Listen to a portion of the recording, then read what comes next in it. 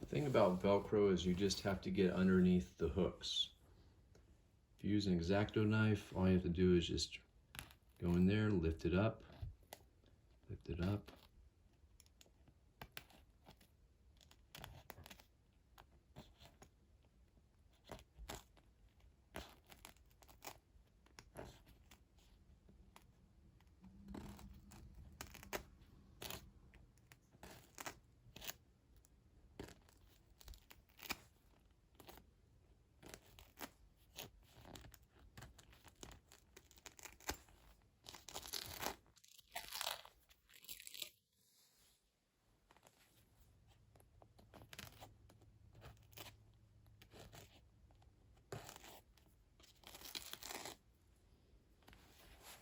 And so on. The nice part about this method is that it's pretty easy on the hands. You're not pinching a lot. You're just using the X-Acto knife as a lever.